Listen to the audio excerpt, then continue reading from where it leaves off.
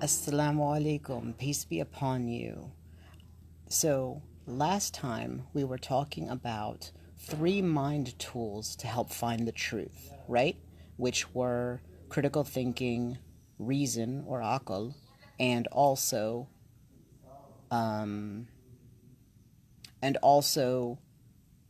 questioning.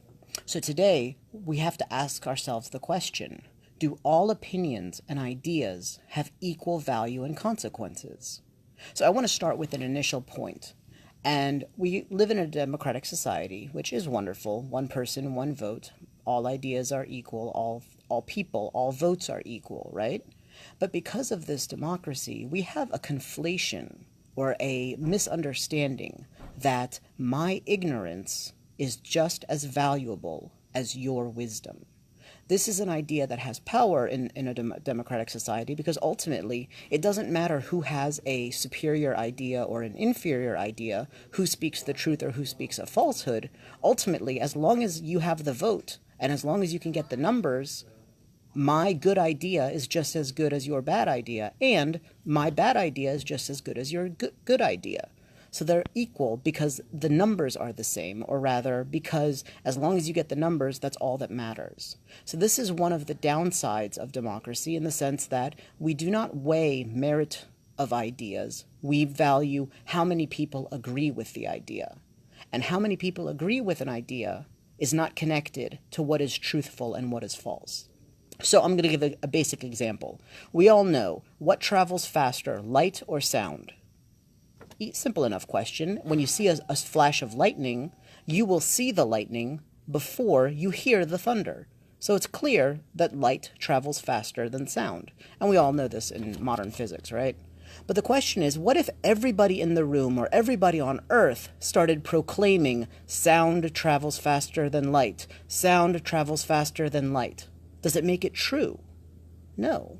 It doesn't matter how many people agree with something or how many people believe something, it doesn't make it true. So we all know that in the 1400s and before, they believed that the earth was flat. Most people in society, in at least European society, that probably doesn't apply to South Africa and the African continent and the Asian continent. People have been exploring the rest of the world for hundreds and thousands of years. But in European countries, they believed that the earth was flat, and they believed that if you sailed too far, you would fall off the corner of the earth and you would die. That was what they believed. Most people in that society believed it. Does that make it true? Ironically enough, we've come so far in science and advancements in technology, and yet we still have people who are proclaiming flat earthers, like it's actually a movement. There are actually people who believe this. Well, just because they believe it in big numbers doesn't make it true. Another idea that we all know is different is that the earth revolves around the sun, not the sun revolving around the earth. The old idea was that the sun revolved around the earth, and Galileo proved that the earth revolves around the sun. And he was chastised by the established church because of having what was considered a heretical or heresy idea. So again, just because people believe something doesn't make it true. So again, do all opinions and ideas have equal value and consequences? So before answering, I think we need to refine a subtle point. There is a difference between a preference, morality, and facts. Those are three very different concepts that often get blurred in everyday conversation. So I'm going to give a basic example of preference. Okay, I like chocolate, ice cream, for example, more than strawberry. That's a preference. Just because I prefer chocolate doesn't make it better than strawberry, doesn't make it worse than vanilla. It's just my preference. Someone else has a preference and they prefer strawberry over chocolate. They can't come to me and say, well, Omar, because I think I like strawberry better than chocolate, therefore strawberry is inherently better than chocolate. No, it's just a preference. Everybody has a different preference. There's another preference that I can share. So I might like nasheed or religious music more than reading dua, established supplication. And I might like dua more than I like reading Quran. Is one of them better than the other? Well, of course, they're all good. And according to the tradition of Islam, the Quran is one of the best books and is the best book in creation, right? It's the divine word of God. And it's a very blessed book. And it's inherently better than dua and nasheed, but that doesn't mean that if I choose, for example, to listen to religious music or listen to dua instead of Quran in one particular instance, that I'm therefore a bad person. God has revealed the Quran, and there has also provided many ways of worship in the world. If you choose to worship by reading Quran, that's good. If you choose to worship God by listening to dua or reading dua, that's good. If you choose to worship God by singing or reciting nasheeds, that's also good. Just like smiling is worship. Smiling to your brother is worship. And also, there are so many ways that you can do a good deed and worship God. These are all preferences. We're not saying that one is inherently right and one is inherently wrong, and one is true and one is false. No, these are just preferences. And in the Christian world, a similar comparison may be hymns compared to reading the Bible.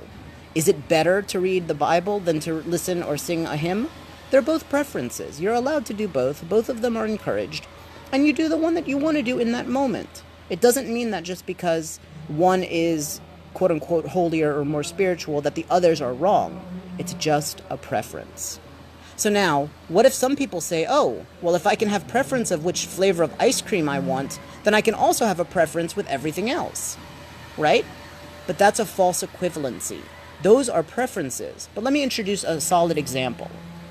When I teach in the Introduction to Social Work class online at Rutgers, one of the things that many students will say, we have a particular discussion, and there's a common comment that the students will say. They'll say, I think that you should be able to marry whoever you love. I think that that's a good point, right? That's an innocent enough idea. But let me ask a question. Is it really okay to marry anybody that you love? Now, what are you thinking? I'm not going into race. I'm not going into age. I'm not going into these things. What about a father marrying his daughter? Or a mother marrying her son? Or a sister marrying her brother? Is that okay? If they love each other and they want to get married, is that allowed? Is that okay? Is that all right? Now, you may say, the first argument is, oh, but if you marry within the family, there's a higher chance of birth defects and other problems like that, right? That's true, too. But people can have abortions, people can have preventative and prevent pregnancies, so that takes out that argument completely. If you're just looking at it, these are two people who love each other and want to get married, is it allowed? And you could say, oh, but the father is much older than the daughter. Okay, well, wait until she's 18 and she's of legal maturity age. Then does it become okay? Of course not. This is not a question of preferences. This is a question of morality. Morality is defined by God, not by people's opinions or preferences. Finally, there are facts. Universal health care or employer insurance. There are many people who say, well, I don't want to pay for someone else's health care. But I've got some facts to share with you. Fact number one, an ounce of prevention is worth a pound of cure. It's cheaper to prevent illnesses than it is to cure them after they are caused. Another fact, people not having health care doesn't stop them from getting sick. And the fact of the matter is, when they get sick, other people end up taking more expensive ways of treatment and much more fatal and life-threatening ways of treatment, which cost the entire society and system more money. So the fact of the matter is, you're not saving any money by not paying for someone else's health care, because you end up paying for their disease, their death, lost productivity in the world and the workforce, and in society in general. So this idea, my idea that universal health care is equal to someone else's idea of employer insurance, is a false equivalency. These are different because of different facts. Facts will prove that one of those ideas is superior to the other based on the consequences that come from them. It's not a question of preference. It's not a question of opinion, and my opinion is just as good as your opinion. No, the research is very clear. Universal health care leads to better health results for people in life, in society. Okay, so now we've talked about the fact that not all opinions are equal, and they're not all equally truthful, and they don't have identical consequences.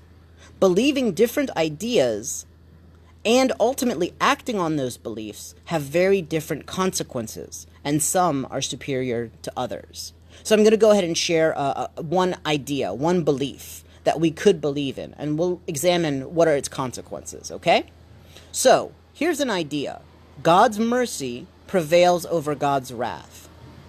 Okay, sounds like a nice idea.